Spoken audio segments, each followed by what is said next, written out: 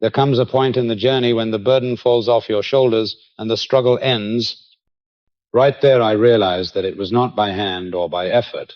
That provision came, but by a divine law that was always silently at work. I call that law the law of faith and of words. Once you step into this truth, all forced labor dissolves, and only the certainty remains that heaven has already appointed your portion. For years, people have been taught that they must chase after opportunities, fight for every piece of bread, every place to stand, but you must stop. You must hear the simple yet absolute decree that you do not need to look for work anymore. For from now on, it is the Lord's duty to provide for you. When I read in the book the words, "The sower will reap," I also see that the flowers of the field do not sow, yet they bloom brightly. The birds of the sky do not store yet. They are full. These images are not poetic metaphors, but living proof that there is a higher order beyond the daily struggle. That order belongs to those who believe and dare to stop chasing after the world. If you still believe that the harder you toil, the more you get, then you will remain imprisoned in the cage of your own thoughts, because this law does not pay wages for sweat. It pays wages for faith. You must understand that as long as you think you must struggle, you are signing a contract with lack. But when you dare to stand still and say, "I already have enough," then heaven confirms it immediately, and circumstances must move according to your word. That is not imagination, but the operating principle of the mind and the universe. Many ask how I dare to stop seeking, whether it is reckless, but it is in the very moment of release that you see the miracle at work. When you hold on, you are saying, "I do not yet have," but when you open your hands, you declare, "I already have." And at that moment, the flow rushes in. I have witnessed many lives transformed not because of extra working hours, but because they changed their belief from hope to certainty. They began to speak differently, think differently, and saw everything turn as if heaven had been waiting only to give to them. The same is true for you. This moment is not far away, but lies in your decision. If you dare to end the struggle in your mind, you will see a new power rise up. Remember that true faith does not say, "One day I will have." It affirms, "Right now I already have," for his word does not return empty. And when he declares that from now on he will provide, it is already finished. Therefore I say to you, step into that sacred rest. Do not run anymore. Do not seek anymore. Stand firm and receive the inheritance that has belonged to you since the foundation of creation. I know the world will mock, will say that there can be no result without struggle, but I also know that the world does not understand the true law that governs human life. I have seen those who believe this word enter into another life, lighter and more abundant, when they acknowledge that struggle is only an illusion sustained by fear. From this very moment, I invite you with me to declare, I no longer owe debt to struggle. I am released from the yoke of worry. I receive what has belonged to me right now in the present. I say this because I know it is the truth, and that truth will set you free. Have you ever stopped to ask yourself why you must live according to the rules that the world has made? Rules that force you to labor from morning until night. Rules that teach you that if you do not compete, you will lose. That if you do not run faster than others, you will be left behind. All these rules may sound reasonable, but in reality they are illusions built to bind the human mind and prevent people from realizing the truth that you do not belong to this world. You may walk on the same road, but you are not controlled by its system. When I read in the Bible, I see this clearly. God has declared that you are in the world, but not of it. That statement is not a casual piece of advice, but a law of identity, a fundamental affirmation of your nature.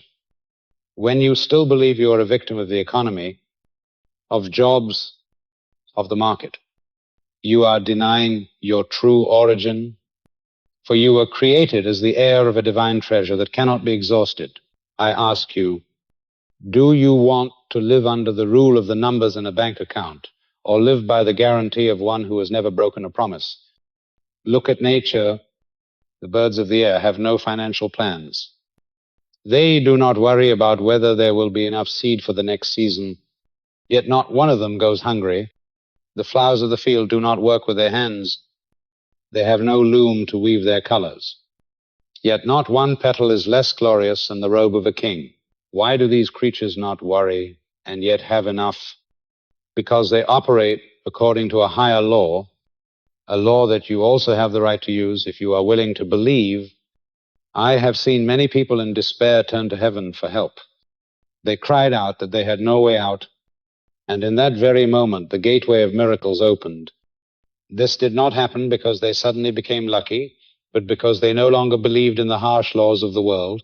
They stepped into a new territory where only one simple rule exists, that the inheritance has belonged to you since the foundation of creation. You need to understand this difference clearly. The world says that if you do not work, you will lack, but heaven declares that provision does not come from work, but from faith. The world teaches that your value depends on titles and achievements, but heaven proclaims that you are a child of the Creator, and nothing can add to or subtract from that value. The world sows into the mind the fear of abandonment, but heaven affirms, I will never leave you nor forsake you. If you truly believe that you do not belong to the world, then your way of living must change. You no longer speak the language of lack. You no longer carry the attitude of one who begs. You stand tall as one who knows you are heir to a kingdom that cannot be shaken. You no longer ask, how will I survive? But rather, how will I use this wealth to bring light? You no longer chase after closed doors, but realize there is already a door always open for you. I know this is a challenge for the mind, for since childhood you were taught to follow the logic of the world, that the seed must be sown before the plant grows. That proof must come before belief. But the law of heaven reverses this. It says believe and then the proof will come. Declare and circumstances will align. Live as if you have received, and reality will follow. Do you dare to believe like this? Do you dare to step out of the old way of thinking and accept that you are not governed by the laws of the world? I believe that when you dare to answer yes, a new flow will pour into your life. When you stop chasing money, it begins to chase you. When you stop fearing tomorrow, it begins to prepare everything you need. When you stop living as one bound, you begin to live as one truly free. Many will mock. They will say it is only illusion, but let the results speak. I have seen doors open for those who know they do not belong to the world. I have seen them walk in lightness while others still sweat to survive. I have seen them become living proof that faith in this truth has greater power than all reasoning. I want you today to remember one short sentence and repeat it in your mind. I am in the world, but I do not belong to it. When you repeat this sentence, you are uprooting fear. You are freeing yourself from a system that always tells you that you are not enough, and you will see an undeniable change. For from the moment you realize you do not belong to the world, the divine law begins to work to show you what true abundance really is. Faith is not a fragile thread of hope hanging between the sky of doubt. Faith is certainty, the solid foundation upon which every divine promise is built and seen in actual life. People often confuse hope with faith. Hope always places itself in tomorrow. It says it will come, it may arrive, perhaps one day it will happen, but faith never lives in the future. Faith only exists in the present. It says it is already here. It is here right now. And because it is already here, every circumstance must adjust to reveal it. If you are still hoping, then in your very words there is already an admission of lack.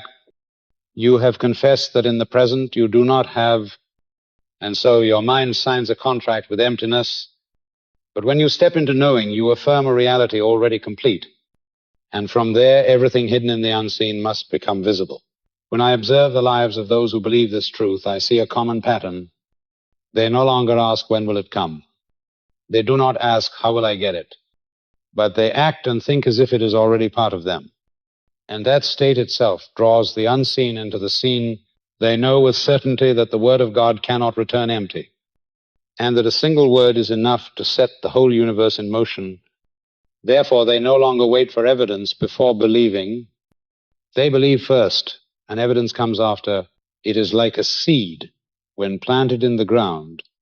You do not sit waiting for shoots to break the soil before you begin to believe it will grow. You already know it is alive in the earth.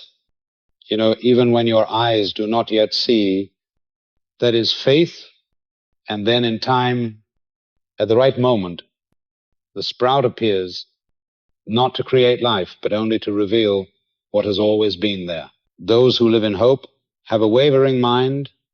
One day they are enthusiastic because they think it might come. Another day they are discouraged because they see no sign. But those with true faith are not shaken by circumstances, because their knowing does not depend on what eyes see or ears hear. It is rooted in the certainty that once the word is spoken, it is already finished. That is why they remain calm, even when outwardly things seem empty. They still live as though already full, and that very calm draws reality closer. Imagine an heir who knows the inheritance has been written in their name in the will. They do not need to hold the money in their hands, but they know with certainty it belongs to them. They do not beg. They do not worry. They only wait for the legal process to be completed. And while waiting, they live as a rich person. This is the subtle difference between hope and faith. Hope says, maybe I will inherit. Faith says, I am already the owner, only waiting for the document to be handed over. And that certainty changes their whole posture. It changes their attitude, the way they walk, the words they speak. A mind that knows with certainty naturally adjusts every detail around it to align with that knowing.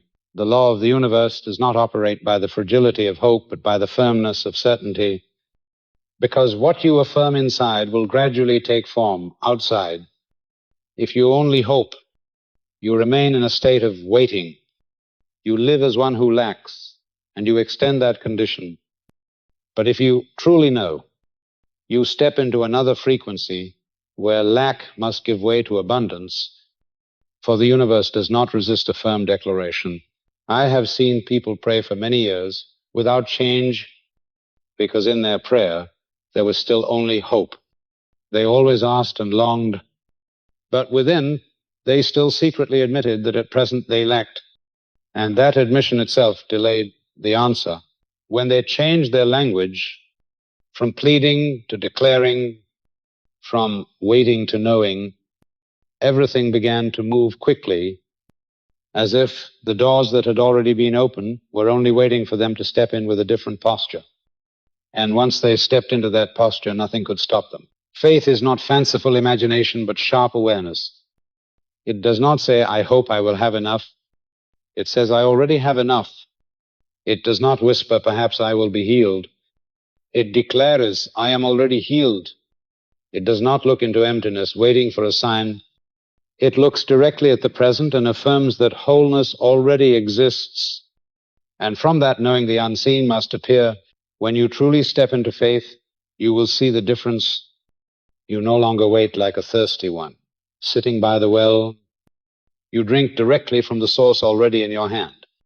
You no longer pray with a tone of begging. You speak with the certainty of an owner, and heaven responds by revealing what had already been given. That is the nature of faith, and that is why faith is always stronger than hope. The law of assumption says that what you accept as true in your mind will crystallize into events in life. And that is not a beautiful slogan, but the operating mechanism of creation. Everything visible is the result of an invisible assumption that has been held firmly long enough. What you think of yourself, what you secretly expect for yourself, what you consider normal about money, health, relationships, all are silently commanding circumstances to obey.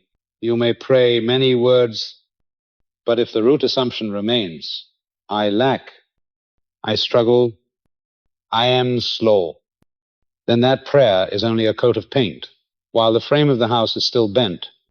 Therefore, this law does not require you to beg, but requires you to change the root assumption. See life as a mirror. The mirror does not know how to argue with the image in front of it. It only reflects what is there. If you stand before the mirror with a doubtful face, hoping the mirror will smile, first before you smile, you will wait forever. Likewise, the outer reality cannot smile when the inner still frowns. Assumption is the act of smiling first at the universe. Assumption is not empty imagination, but a silent decree. You sign each morning and night when you whisper to yourself, who am I? What am I worthy of? What level am I permitted to stand at? And the rest of your life will countersign. According to that signature, if you want to know your current assumption, look at what you consider normal for yourself.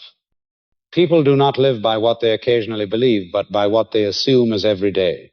If your normal is just enough, then any abnormal wealth will adjust itself back to just enough, like a thermostat pulling temperature back to its set point. Therefore, the first practice is to raise your normal set point to the level of air, not the level of beggar. You do this not by trying to twist circumstances, but by shifting the residence of your identity from victim to owner. And when the assumption of identity changes, the rest aligns itself. The law of assumption always goes with the law of words, because words are the tools that seal the inner assumption. You do not need to shout only to remain consistent with one message. I am already enough. I am already provided for. The words are not to persuade heaven, but to size your mind, like a carpenter measuring a beam of wood. Next comes the law of imagination. The images you nurture are not to entertain you, but to bring the brain and nervous system into the state of having received. When that state stabilizes, circumstances must appear to match. Do not check the seed every hour. You will uproot it. Water it with assumption, and let the soil do the work of the soil. The impatient one is the one who has not yet believed. A correct assumption always creates the correct rhythm, because it is finished inside. The outside can come gently, like ripe fruit falling into your hand. Many ask, what if reality is opposite to the assumption? Remember that the mirror of projection has a delay, not because it resists you, but because it needs time for the pieces to turn. Do not change the assumption midway because of a few noisy signals. If you hold steady at the helm, the tracks will carry you through the curve and open into a wide, straight path. This law also requires you to cleanse negative assumptions hidden under the cloak of virtue, like I am humble, so I do not dare to receive much, or I fear losing, so I keep little. These seemingly gentle beliefs are the locks on the storehouse. Replace them with honest and strong affirmations. I'm a channel of blessing. However much flows through, I can carry, for the source does not run dry. Correct assumption is not greed, but cooperation with the flow of the one who declared, I give pressed down, shaken together, running over. You can test this law with small experiments. For 1 week, choose an easy area, such as a smooth schedule or timely meetings.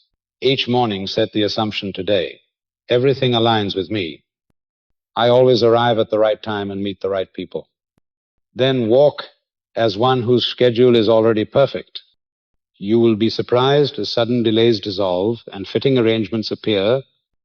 Once you see your skill is steady, move into greater areas of finance, health, and calling. The essential point is consistency. Assumption cannot endure a double mind, sometimes believing, sometimes doubting. It needs a single voice, like a guiding bird flying straight across the sky. Do not confuse assumption with stubbornness. Assumption is not clinging tightly to a specific outcome. It is clinging firmly to the essence. I am one abundantly provided for. The result may come by a way you never thought of. And that is the beauty of this law. It frees you from the strain of controlling details. So you can be firm, in essence, yet flexible in means. The law of assumption also requires a fitting environment. Cleanse your language and your circle of relationships. Remove the habit of telling stories, of lacking conversations that reinforce narrow images. You do not need to argue with anyone. Only withdraw energy from the wrong stories and gently return to your own story. I am heir of the unshakable kingdom. Finally know that assumption does not create what never existed. It opens the door for you to step into what has belonged to you since the beginning. Therefore, when you assume, you are not inventing. You are remembering. You are standing in the place already appointed. And when the heir steps into the treasury, the door does not creak. It opens smoothly, as if it has always been waiting for the master to come home. Resting in receiving is not careless surrender, but the strongest conscious act a soul can choose. When you truly know that everything is already finished, you have no reason to struggle anymore, because struggling is admitting that you do not yet have, while resting is affirming that you already do. People often confuse this rest with laziness. They say, if I do not try, I will lose everything. But in reality, it is the fear of loss that drains them, while you are invited to step into another way of living, where your hands do not need to strain, yet wealth still flows. Because the source is not in your sweat, but in the certainty that heaven has provided all. Resting and receiving is walking like a king in his palace. A king does not run around searching for his throne. He does not panic wondering if dinner will be served. He knows the throne is ready, the banquet is set, and his task is to sit and receive.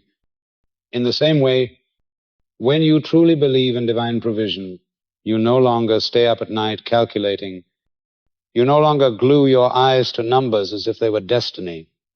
You walk calmly, knowing your portion cannot be taken by another hand. You no longer beg, but give thanks, because it is already yours. And that attitude pulls what was invisible into the visible. Resting and receiving also does not mean sitting still without action. On the contrary, it makes every action of yours carry a different quality, light but full of strength. You work not to prove your worth, not to purchase provision, but as the natural flow of creative energy within you. You paint, you write, you do business, you serve, but not with the posture of a beggar, with the posture of an owner, because you no longer place your expectation on work as the main source. You understand that work is only a channel for the abundance already existing to flow through you and reach others. If one channel closes, another will open. So you do not cling or panic when circumstances change. And this freedom makes you a magnet, attracting the best opportunities. In this state of rest, your mind is like a still lake. And on that lake, the image of faith is clearly reflected. The universe sees that reflection and responds in kind. But when you worry, you create waves. You disturb the surface, and the image becomes distorted. And the response that comes to you is distorted as well. Many pray in worry, so their prayer is not faith, but the echo of fear. But when you know how to stop, when you are silent inside and know that it is already finished, that is the strongest prayer, even if no word is spoken. Resting in receiving also means letting go of the need to prove to others that you also have. You do not need to compare. You do not need to race. Because, your kingdom cannot be taken or measured against anyone. This rest frees you from the judgmental gaze of the world. You no longer live to be recognized. You live to show the truth that you are already provided for. You do not need to present evidence to anyone, because the result will reveal itself. And when people see peace and abundance in your life, they will know that a higher law is at work. Resting and receiving also means abandoning the habit of asking when, because the question when carries the hidden message that it is not yet while the truth is it already is right now. Your task is not to wait, but to open your eyes to see the signs already around you. You no longer chase time, but live in the present, where every blessing is already prepared. Rest also means stopping the calculations of steps to control the outcome. You know that what has been established in the unseen will find its way to appear by the fastest and most natural path. You do not need to force the details. You only need to agree that it is finished. In rest, you also learn to speak less and affirm more accurately. Every word you utter must come from certainty, not doubt. For words are the tool that seals the assumption. You no longer complain, no longer tell stories of lack. You only speak what reinforces the truth that you are already provided for. From that moment, the rhythm of your life becomes light but powerful. The decisions you make are not rushed but sure. The steps you walk are not hurried but precise. This rest is the sign that you truly believe. If you are still anxious, you have not truly believed. If you are still restless, you have not truly believed. But when you can exhale, let go, and walk as one who already holds the key as an heir, then the law of heaven begins to work quickly. You will be amazed at how events piece themselves together like puzzle pieces, waiting only for you to acknowledge that the picture is already complete. And then every detail slides into place. Resting and receiving is not only a spiritual choice, it is the law of life for one who knows they no longer belong to the world. It turns each day of yours into evidence that abundance does not come from calculation, but from certain faith. And when you have tasted this rest, you will never want to return to the old life of struggle, because you will see clearly that it is in silence and calmness that you have entered the treasure you once thought you had to fight to gain. Doubt is the only enemy of faith, and also the only obstacle preventing you from receiving the inheritance already prepared for you. Many still think they are hindered by circumstances, by people, by the economy, or by outside limitations. But the truth is, none of these have the power to stop you unless you agree with them through your own doubt. When you doubt, you give authority to circumstances to decide, and in doing so, you cut yourself off from the divine flow that is always available. Doubt is the small voice creeping into the mind, asking, is this real? Am I worthy? Am I deceiving myself? And those seemingly reasonable questions sow the seed that destroys certainty. Like a shadow, doubt has no power of its own. It only grows when you keep looking at it, and the more you stare, the more it hides the light. But when you turn toward the source of light, the shadow vanishes instantly, because it never truly had substance. Every time you nurture doubt, you are writing into the script of your life delays and emptiness. You think you are waiting for heaven to answer, but in reality, heaven is waiting for you to believe enough to open the door for the promise to pour in. Faith is not blind hope, but unshakable knowing. And as long as you allow doubt to creep in, that knowing becomes cracked and the flow toward you is interrupted. I have seen many who pray day and night, yet inside tremble, asking if their request will be accepted. And the result is they live in a cycle of waiting, because doubt constantly tells reality, I do not yet have, I am not yet sure, I am still afraid, while in fact all it takes is one firm declaration with a steady state, and every door opens and miracles begin to work. You must understand that doubt is not only a lack of faith, but a betrayal of the word, already finished. When you doubt, you are saying that God's word might fail, but that cannot happen. For once the word has gone forth, it does not return empty. If you have not yet seen the evidence, it is not because the word failed, but because you have not yet received, not yet stepped into certainty. Hesitation itself is the closed door, not reality's lack. Doubt often disguises itself as wisdom. People often say, I must be realistic. I must prepare for the worst. But that kind of realism is only another name for doubt, for it keeps you confined to what eyes see and ears hear, and does not allow you to enter the territory of true faith. A doubter may work tirelessly, but only ends in exhaustion. While one who truly believes sees miracles operate even in silence. When doubt enters, it divides the mind. You say you believe, but inside you prepare for failure. You pray for abundance, but secretly whisper it probably will not happen. You plant the seed of faith, but then dig it up to check if it has sprouted. And that very act kills the seed, because it no longer has a stable environment to grow. To eliminate doubt, you must learn to cut it off at the start. Do not argue with it. Do not try to persuade it, because doing so only keeps it alive. Treat it like switching off a light, simple and decisive without negotiation. You choose once and walk in that choice. And when doubt returns, you repeat the choice of faith until the mind grows familiar with certainty. And doubt loses ground and disappears. The important thing to remember is that the universe does not respond to careless words you speak, but to the inner state you carry. If that state is full of doubt, then all your outward declarations are only empty echoes. But if inside you truly know, then even if you speak, little reality still shifts to reflect it. You do not need to strain to prove. You only need to hold certainty like a treasure within and let everything else arrange itself.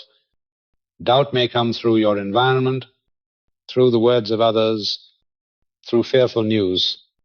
You cannot stop the world from making noise, but you can choose not to agree with it. Withdraw your attention from voices of doubt. Do not let them become your inner voice. Replace them with the word already given. Repeat in your mind, I am provided for. I am enough. I have received. This repetition is like water washing away the dust of doubt clinging to the mind, leaving behind a clear mirror reflecting truth. Remember that even one small seed of doubt can delay the harvest, so you must not compromise with it. Do not say perhaps believing partly is enough. No, the wholeness of faith is the only thing that opens the treasure fully. Once you hold firm to that wholeness, you will see everything move, like a waterfall once blocked. Now released, the water rushing without resistance. From today, you must recognize that it is not the world, not people, not the times that restrain you, but only one enemy, doubt itself. And when you remove it from your mind, you will stand fully in the flow of divine abundance, where the promised word always becomes reality. I realize that in the spiritual life, there is always an unspoken and unavoidable exchange, and I call it the divine exchange. The world teaches people that if you want to have something, you must trade it for effort, sweat, sacrifice, suffering, and constant striving. But when I stepped deeper into the law of faith, I saw clearly that this truth is entirely different. The real exchange is not trading strength for possessions, but trading fear for certainty, trading doubt for conviction, trading desperate effort for rest and trust. Once you understand this, you will no longer let yourself be drained in the spiral of competition, because you know that everything has already been prepared for you. You no longer stand at a crossroads bargaining with life, but you stand firm in the truth that heaven has already provided fully. I saw myself for many years believing in the wrong kind of trade. I thought if I worked harder than others, I would get more. I thought if I sacrificed enough one day, the reward would come, but the reward never comes through strain. It comes when I understand and accept the divine exchange, that every time I release a fear, I receive peace. Every time I refuse a thought of lack, I open the door for an experience of abundance to enter. I realize that the only price to step into the kingdom of provision is not blood and sweat, but the courage to believe, the courage to hold fast to the word. This exchange operates as a certain law. You cannot hold both faith and doubt at the same time. You cannot cling to fear and still expect the flow of blessing to pour in. You must decide, and that decision itself is the exchange. When you let go of fear, you receive faith. When you let go of forced effort, you receive a gentle flow. When you let go of the thought that you must do everything yourself, you discover the unseen hand has already arranged all. I experienced this not once but many times. And each time the results were clear. Every time I dared to let go of the old, something new appeared in its place, and the new was always greater and brighter than what I released. I remember times I was tempted by the voice of the world. It whispered that if I did not keep striving, I would fall behind. I would lose opportunities. But the moment I listened, I found myself exhausted and doors closed. When I chose to believe that I did not need to compete, another door opened easier and more beautiful, and I understood that heaven was only waiting for me to exchange burden for trust. God never demands my suffering to make me worthy. He only wants me to believe that worthiness has been mine from the beginning. This divine exchange is the law of inner substitution, and every time I practice it, I step deeper into freedom. I also see that this exchange is never unfair, because it always gives more than what I release. I let go of a small worry and receive a great comfort. I let go of a negative habit and receive a flow of abundant blessing. I let go of a narrow belief and receive an experience beyond imagination, as if heaven always pays back many times over to remind me that this exchange does not leave me with less, but makes me more full. The world tells you that if you do not struggle, you will have nothing. But the truth is, when you still struggle, you are refusing the divine exchange. You are clinging to what is unnecessary and leaving no room to receive what has already been given. Some people hold on to lack as if it were their identity. They talk about it. They repeat it. They bind themselves in that story. And the result is they cannot experience the flow of abundance until they dare to let go and say, I no longer need this story. I am already provided for. I tell you, this divine exchange is not distant. It happens every day, every hour. When you choose to hold a thought, you have exchanged your faith for it. If you choose to hold the thought, I am not enough, you have spent your faith to purchase lack. But if you choose to hold the thought, I am always enough, you have exchanged fear for peace and wealth. These small daily exchanges write the larger script of your life. The divine exchange requires no complicated ritual, only the courage to change the story in your mind and to stand in the place of the air. I know some will ask, does this mean I do not need to do anything? No, this exchange does not remove action, but it changes the quality of action. You no longer act in panic. You act from certainty. You no longer chase. You walk as one who already has. You no longer prove. You express. And that is the fundamental difference, because actions born of fear only create more disorder, while actions born of faith naturally align with the doors already open. And when you see that alignment, you understand you have just received the result of a divine exchange. I stand here to say this exchange never fails. It is a law. Whenever you release doubt, you receive certainty. Whenever you release lack, you receive abundance. Whenever you release fear, you receive peace. Whenever you release force, you receive ease. The more you practice, the more you see, you no longer need to depend on the logic of the world, because you have entered another principle, the principle that believing is enough, knowing is enough. I have walked this path, and I know for sure that the divine exchange is the bridge that carries you from a life of struggle to a life of abundance. And once you have crossed, you will never want to return, because there is no reason left for you to trade that freedom for slavery to fear ever again. Evidence is not the condition for you to believe. Evidence is only the natural consequence of faith that has been held firmly and unshakably over time. The world teaches you to wait until you see before you believe. But the divine law operates in the opposite way. It requires you to believe first, and then you will see, because what your eyes look upon is only the mirror of what has already been formed in the unseen. If you keep waiting for evidence before believing, you will remain forever outside the door, because the mirror never smiles first. You must smile first, and then the reflection changes. That is why True faith always goes before evidence and always produces evidence as its inevitable result.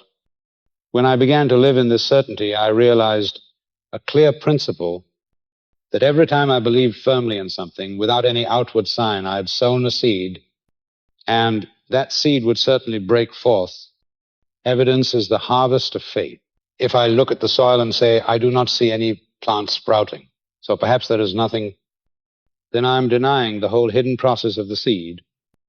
But when I know that life is at work in the ground, I can be patient and wait. And at the right time, the shoot appears as undeniable proof. Evidence, therefore, is never the condition of faith, but always its result. People often ask, what if I believe but see nothing? The truth is, you cannot hold true faith and not see evidence, because the law does not allow it. The only thing that prevents evidence from appearing is wavering within, believing, then doubting, affirming, then denying, planting the seed, then digging it up to check. And so there will never be a harvest. But if you hold fast as though it were already yours, then nothing can stop evidence from finding you. Evidence may come in many forms. It may be an unexpected open door, a chance encounter, money arriving at the right moment, or a quiet shift in your mind giving you peace. And the knowing that everything is settled, evidence always finds a way to appear to confirm that you believed rightly. I remember a time I stood before a pressing situation with no sign of change. But inside, I chose to hold firmly that provision was already present. I refused every whisper of fear. I walked as if what I longed for was already real. And only a few days later, events lined up to open a perfect way out. In that moment, I understood that evidence is always faithful to the believer. It never breaks its promise, because it is only the reflection of an inner reality already established. Evidence does not always appear in the way you imagine. It may come through an unexpected turn that surprises you. But that is proof that the law does not need your detailed instruction. It only needs you to hold the inner state, and the outer form arranges itself in the most fitting way. Sometimes evidence comes slowly, step by step, to teach you patience. Sometimes it comes suddenly to astonish you. But however it always comes because faith is never barren. It always carries evidence, and sooner or later gives birth to results. People often look at present circumstances and say, I see nothing, so perhaps nothing exists. But that is a mistake, because the eyes only see the surface, while the hidden part is at work beneath the soil. What is unseen is in fact more powerful, and when the time comes, it bursts forth into clear evidence. Remember that you cannot force the harvest to come faster, but you can be certain that it will come, and that certainty is faith. When you have evidence, you no longer need faith. But if you do not believe, you will never have evidence. This is the paradox that only those who live in this law understand, because heaven's order is not like the world's order. Evidence is the fruit of an unseen root, and that root is your unwavering belief. If the root is weak, the fruit will wither. If the root is strong, the fruit will be abundant without fail. What matters is that you learn to recognize the small evidences early. Do not wait for earth-shaking events to acknowledge that your faith is working. Pay attention to coincidences, arrangements, small timely encounters. All are signals that the flow has begun. When you value those small evidences, you strengthen faith and open the door for greater evidences to pour in. Evidence comes to the believer not because they are special, but because they operate under an unchanging law. That law says that every assumption held firmly will crystallize into truth, and evidence is only the sign of that crystallization. When you understand this principle, you will no longer worry about how or when. You will only focus on holding the inner state like a gardener tending the soil, with the certainty that the harvest will come. And when it does, you are no longer surprised. You only smile, knowing the law is always faithful. Evidence does not come to persuade you to believe. It comes to remind you that you have believed rightly. You are the magnet of your life, and a magnet does not run after metal. It only emits a field, and the metal comes to it. When you are still chasing money, opportunities, or recognition, you are admitting that your field is weak and misaligned. When you stand firm in the identity of an heir, walking calmly as if you already have, the field shifts and everything begins to slide toward you. That field is the sum of assumptions, words, emotions, and the small repeated gestures of daily life. It is the inner climate, the force that makes reality bloom or wither. The law is straightforward. Whichever signal is stronger is the one that leads. If inside you broadcast the frequency of lack, you will call lack. If inside you broadcast the frequency of enough, you will call enough. A magnet does not create metal. It allows metal to reveal its natural response. You too do not force the world. You allow what already belongs to you to appear. The way you sit, the way you breathe, the tone of your voice, the rhythm of your steps, all are signals. One who still doubts sends broken signals, inviting, then rejecting, hoping, then denying. So opportunities wait outside the door. One who knows sends a continuous signal without shouting, only by being present. And that presence is a silent but irresistible invitation. To strengthen the field, you must adjust the poles. The negative pole is fear. The positive pole is certainty. Each doubtful thought is like a grain of sand falling into the bearings, making the wheel stumble. Each affirmation is like another coil winding to increase the current and expand the field. You do not need to shout, only to be steady. Morning set the state. Noon maintain the rhythm.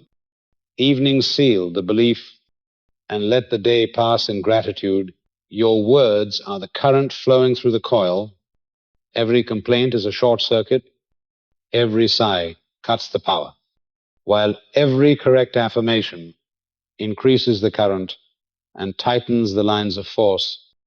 Imagination is the blueprint of the field. The images you nurture are not to escape reality, but to train the nervous system to live in a higher reality. When the nervous system grows familiar with sufficiency, your body, your voice, your eyes all carry the fragrance of one who already has, and the world responds as if it were true. A magnet does not cling to each piece of metal.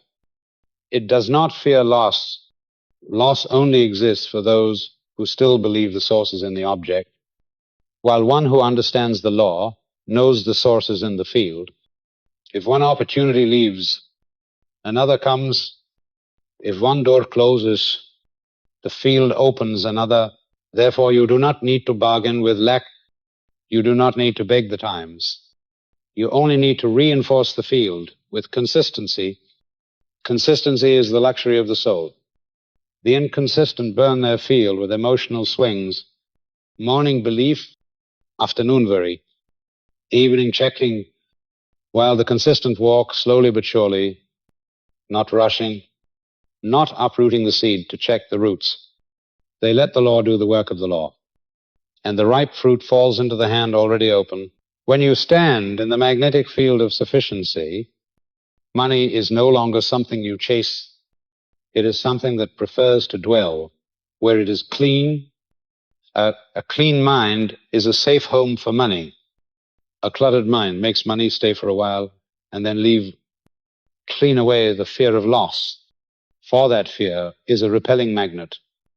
Clean away guilt when receiving, for guilt is a leaking current that weakens the whole circuit.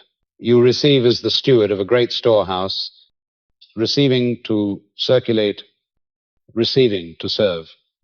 And in circulation, the field grows stronger. Do not confuse magnetism with manipulation. A magnet does not control each piece of metal. It only stays faithful to its nature. You too are not tied to one door or one person. You are tied to the nature of abundance, and thus you are free from the means. This door closes, that door opens. You remain yourself. The field remains intact. And that very freedom is what makes the right door even more drawn to you. When the signal is strong enough, time shortens. What once took months arrives in days, not because you cut corners, but because you remove the friction of confusion. You no longer change decisions with every wind. You go straight like a compass pointing north, and all resources return to the place of steady field. If at times the signal is noisy, do not panic. Act like an electrician. Switch off the source. Check each connection. Remove the one that is complaint. Replace the one that is fear with gratitude. Replace comparison with respect for each journey. Then switch the power back on with a short affirmation. Today I attract what is good. I align with sufficiency. I circulate a blessing. Finally, remember that the strongest magnet is a quiet heart. A quiet heart clears the mind. A clear mind sharpens words. Sure steps follow. A quiet heart does not demand, does not argue. It only gives thanks and agrees with what is already given. From that quiet place, the field spreads farther than any strategy. And then, like metal hearing the call of the unseen, money, opportunities, and the right people turn towards you. Not because you chase them, but because you are the place where they want to belong. Walking in the higher law means you no longer let your life be governed by the limiting rules of the world, where success is measured by exhausting effort, where value is calculated by competition and rivalry, where people believe they must suffer in order to be worthy of receiving. The higher law does not deny work or action, but it places the foundation of that work on the certainty of faith instead of the fear of failure.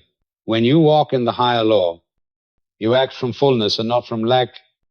You begin from the position of an heir and not of a beggar. The world has the law of sowing and then reaping. But the higher law teaches that you have already reaped in the unseen before your hand even touches the seed, because in your consciousness you already own the harvest. This is a fundamental reversal, and also the reason most cannot understand, for they are still bound to the logic of sight and sound. When you walk in the higher law, you stop calculating every step as if everything depends on your plan. Instead, you are certain that there is an order already established, and your task is to align with it. Those under the lower law are always watching for timing, always fearing loss. But those who walk in the higher law are not controlled by circumstances, because they understand that opportunity is not out there, but within their inner state. If they are whole inside, then the outside must reflect that wholeness. You will feel a deep relief when you stop believing you must manage everything and begin to trust the operation of the higher law. You will see everything arrange itself, like pieces falling into place. A characteristic of walking in the higher law is that you stop living by reaction and begin living by creation. Those who live under the lower law are always controlled by conditions. Today the weather is good, so they are happy. Tomorrow trouble comes, so they are sad, like a toy rocking with every wave. But those who walk in the higher law are like a ship with a compass. The sea may rage, but the course is steady, because direction does not come from the waves, but from conviction.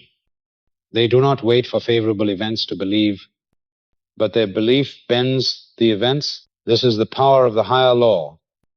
It does not remove challenges, but it makes challenges become the instrument to reveal what you already have. I have seen many people trapped under the lower law, always believing they are blocked by fate, by others, by the system, and they never escape that cycle until they realize it is their own belief. That is the law at work. The lower law is only the reflection of a lower belief. when you change belief. You step into the higher law, and all lower laws immediately lose their power. It is like a bird that knows how to fly. It is no longer bound by obstacles on the ground. It does not need to clear every stone in its path. It only needs to open its wings and rise to the higher sky. And the stones no longer matter. Walking in the higher law also requires the courage to abandon the habit of controlling details. People always want to know the outcome first, always want to see proof before acting. But that is the very chain binding them. The higher law works on the foundation of certainty and assumption. You walk as if you already have, and evidence comes as the natural result. This is not illusion, but the right application of the order of the universe. The unseen comes before the seen. Consciousness before experience, faith before evidence. If you are still waiting to see before believing, you will remain bound under the lower law. A subtle distinction of walking in the higher law is learning to tell the difference between action from lack and action from fullness. Action from lack smells of urgency, tension, and the need to prove, while action from fullness is calm, clear, and timely. Those in the lower law chase opportunities, while those in the higher law are sought by opportunities. Those under the lower law look for the door, while those in the higher law are the key, and every door recognizes them. When you truly understand this, you will walk differently, no longer confused, no longer asking when, but only focused on holding the right state. Walking in the higher law does not mean you no longer face trials, but trials no longer carry the power to threaten. They become the material to reveal your inner strength. You will see adversity like the wind against a kite, making it soar higher instead of dragging it down. When you hold calmness in the midst of adversity, that is the sign you are walking in the higher law. The lower law makes you react to situations. The higher law makes situations react to you. And then when you grow familiar with this way of living, you will realize something profound. The higher law is not a tool you use, but your true nature. You do not need to learn how to operate it. You only need to remember that you are always in it. Like a child does not need to learn to inherit, only to mature, to receive. You were never meant to belong to the lower law. You were only deceived temporarily into thinking you must struggle. The moment you remember and agree to step into the higher law, every chain of fear, of lack, of struggle dissolves. You will see that you were free from the beginning, and that freedom cannot be taken away. The great transformation does not begin outside, but always starts within. From the moment a person dares to change the root of their belief, when you still believe that life is a struggle, you live under the yoke of the lower law. But when you change the root belief, when you dare to affirm that you have already been fully provided for, in that very moment, the universe must rearrange itself to reflect the new reality. The great transformation is the moment you leave behind the identity of a victim and put on the identity of an heir. It is not a small step of change, but a shift at the very foundation. Old habits will resist. Reason will question. The environment will test. But these are only the final echoes of a reality dissolving to make room for the new. I have witnessed my own life cross this threshold. For many years I trusted in effort and work as the only foundation, and the result was that I always lived in anxiety, as if the day I let go, everything would collapse. But when I began to realize that the truth was different, that what I sought was not in calculation, but in faith, a great shift took place. At first I was afraid, because letting go of control felt like jumping into a void without seeing a bridge. But when I decided to stand on the side of the Word, I discovered there had always been an invisible foundation already there, stronger than anything I had ever built with my hands. The great transformation is the process of moving from anxiety to peace, From struggle to rest, from waiting to certainty. It does not come through an instant outward miracle, but through inner steadfastness, like a flowing stream that wears down hard rock until it opens a way. Outsiders may look and think you are lucky that suddenly you received an opportunity, but in truth it is only the evidence of an inner transformation already completed. The universe never misses any shift in consciousness, always brings a shift in experience. The great transformation also reveals contrast. You will see more clearly than ever the difference between the lower law and the higher law. You will look at those still struggling and feel as if you are looking into the mirror of your past self. And you will no longer want to return, for you have tasted freedom, but at the same time you will face doubtful eyes, mocking words from those who do not yet know the law. They will ask, how can you live without struggling? How can you receive without paying a price? How can you believe without seeing?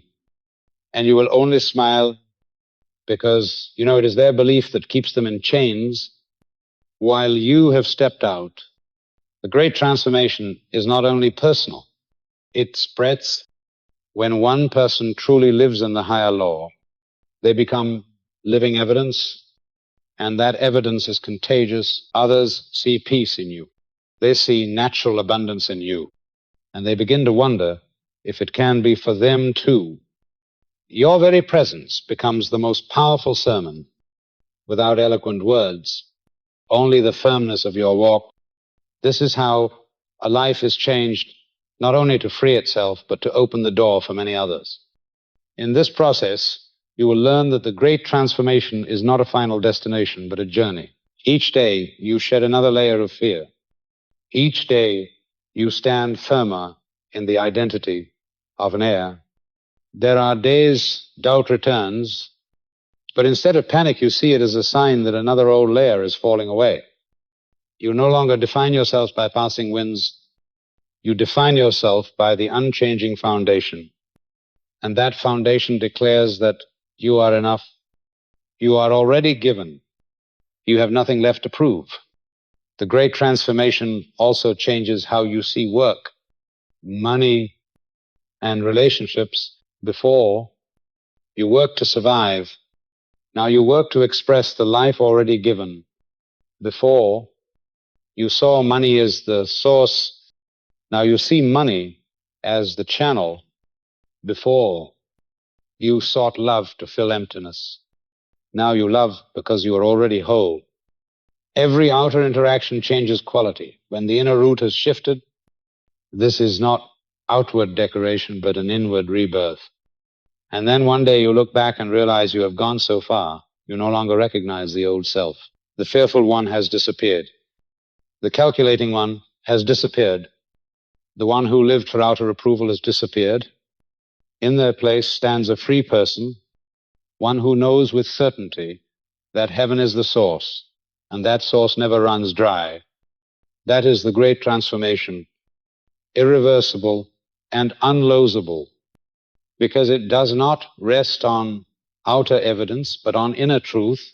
And when this great transformation has taken place, you walk with a peace that nothing can take away. And, you have left behind the old level to live in a new one. The world remains noisy, but you stand apart, like one flying above a stormy field, knowing you belong to a higher law. And that transformation not only saved you, but also shines light for those willing to look and to believe. The final rest is not the end of a journey, but the destination where every piece of life finds its perfect place. I realize that everything I once struggled to achieve ultimately led me to a single lesson, that I never had to struggle from the beginning. I was always called to rest in the certainty that everything was already finished. When I still believed I had to try a little harder to be enough, I lived in the cycle of lack. But when I dared to stop and release the burden, I clearly saw that everything still continued, even flowing more smoothly than before. The final rest is not the sleep of the body, but the awakening of the soul, where I no longer seek, no longer wait, no longer try to prove, and only live as one who has already received fully In this rest, I see my mind like a still ocean, no longer disturbed by waves of worry and doubt. I no longer stay awake at night fearing the future, no longer count the days waiting for signs to appear, because I have understood that signs are only the consequence, not the condition.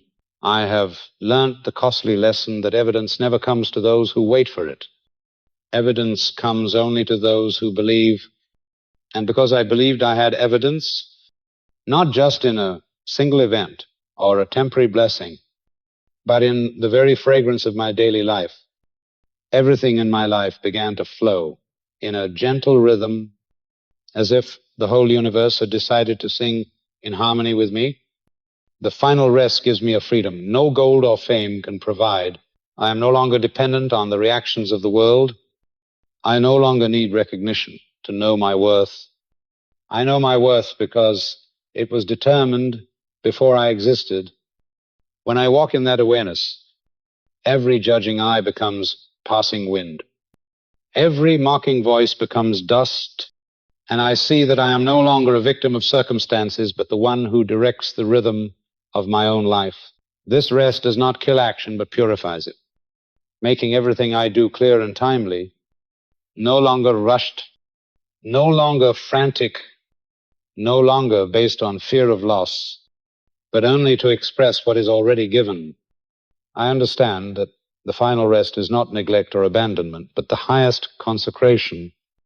It requires absolute faith that the source is sufficient, so that I hold back no corner of worry in my mind. I have walked through dark valleys where doubt lurked, where reason interrogated, but in the end I saw clearly that doubt is only an illusion, while truth is unchanging.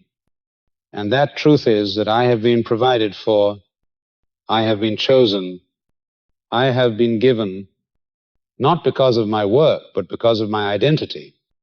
And once I stand in that identity, I have nothing else to do but rest. There are nights when I sit in silence and look back on the whole journey, and I realize that every race, every drop of sweat, every worry was only to bring me to this place, where I stopped running to see that I had reached the finish long ago, where I stopped searching to realize the treasure was in my hands from the start, where I no longer demand outside evidence, because I carry the evidence within my peace.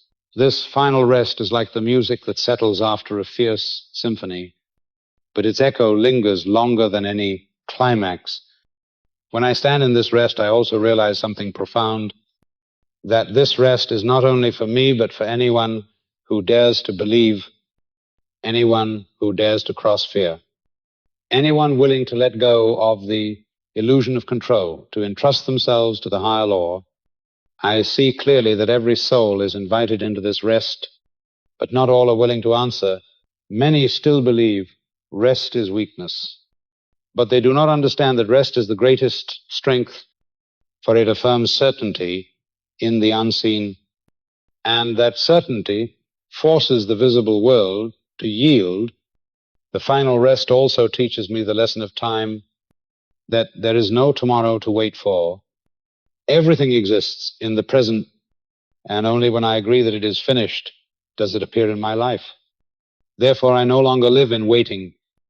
I live in knowing. I no longer ask when. I simply declare that now is the time. I no longer beg. I only give thanks because it is already given. And that gratitude becomes the key that opens every treasure. Now, when I look ahead, I do not see a path full of obstacles as before. I see a wide avenue where every step is guided. The heavy weight of responsibility no longer rests on me. Only safety in the unseen hand. I no longer fear losing my way, for I know the source walks with me, and that I myself am part of the source. The final rest has turned the journey into a song instead of a battle. I no longer fight. I only dance to the rhythm of the higher law. And so the final rest is not a full stop, but fulfillment, where I know that I need nothing more to prove. Non step morto arrive, because I am already there. All struggles have ended. All chains have dissolved. and what remains is perfect peace. This rest is the peak of faith and the final reward for those who dare to step through fear and choose to believe, from this moment I know I have truly come home in the identity of an heir. And from this place of rest I can live every day as living evidence of a law that never fails.